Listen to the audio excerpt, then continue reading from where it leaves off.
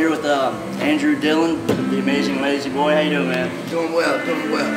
And I just want you to tell Jackson and everybody where you got your name, the amazing Lazy Boy, and what kind of music that it is that you do. Yeah, for sure, for sure. And I'm actually a Jackson native, born and raised, graduated from Jackson Public Schools, then graduated from Jackson State University. My father's actually been here for a long time playing music. My dad grew up in Macomb, actually right on the Franklin and Mitt County line. So Dad kind of grew up in a tradition of a lot of folk music, and given he was in a real rural white area, so he grew up with a lot of country music and a lot of gospel music, but he was actually lucky at an early age. He was introduced to a lot of blues by some friends of his that actually were just music connoisseurs somewhat. He started playing guitar when he was a teenager, and then he moved to Jackson. He married my mom, who was a northern lady, and they lived in Jackson, I guess, for about 15 years before I came around. At any rate, I came up with my dad playing all over the town and playing all kinds of blues festivals. And so I kind of got familiar with a lot of the local blues musicians at a real early age.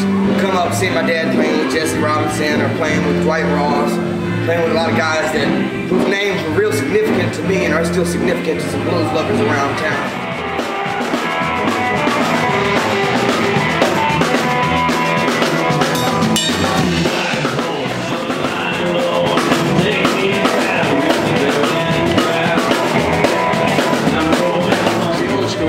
Old school blues scene. My dad was a regular at the Subway. You know, he played when they used to have the dock on the reservoir. He played up there. And I kind of picked up the torch a few years ago when he moved to North Carolina.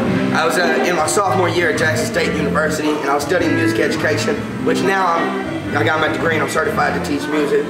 So, and with that, I feel like I'm carrying the torch of a musical tradition that he learned from an old timer down from where he was from, who learned from an old timer from down where he was from. Tradition. And what have you made of that today? Like, what is your music today?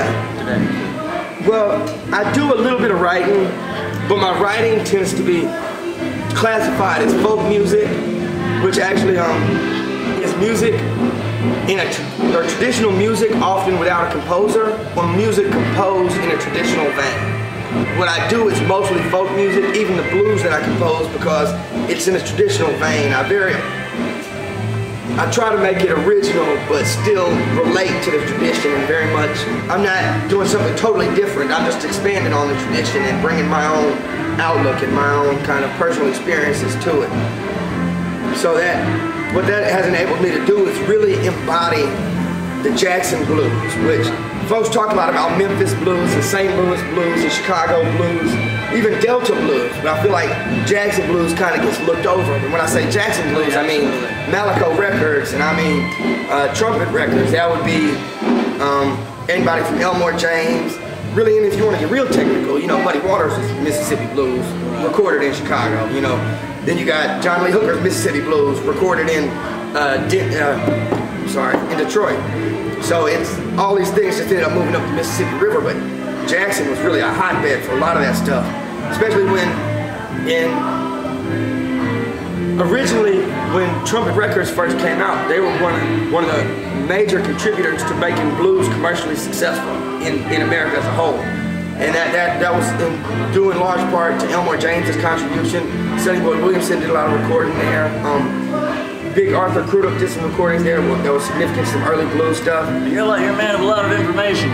Me and you were talking about a certain project that we're going to be working together on. Mention that real briefly, and then we're going to get to your contact information. I would like to start a series of kind of academic, semi-academic performances that include a lot of history and a lot of backstory, and kind of discuss what factors made the Jackson blues what it was. Like, because there's so many characters or artists like Little Milton that contributed so much to the blues that so embodies the soul and R&B and gospel that filtered into the Jackson blues and made it different from Delta blues and made it different from blues that was coming up from New Orleans and areas like that.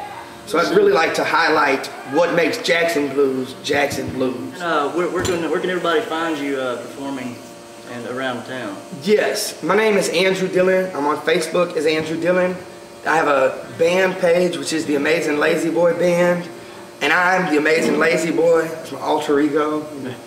I play in Frank Jones' Corner every Thursday night from midnight to 4. I'm also a regular there on the weekend. I played Jackson pretty tough.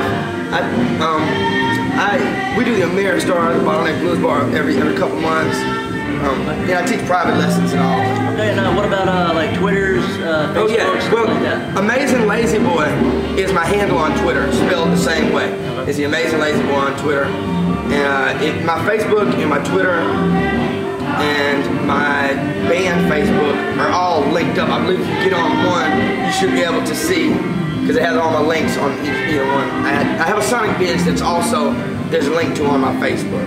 Okay. Well, look, guys, you can find the Amazin Lazy Boy, Andrew Dillon, on Facebook, Twitter. You can find him around town playing some good old blues. Until next time, this is BRATCH with Rhythmn Newz Music Magazine, bringing you good people, real talk, real music.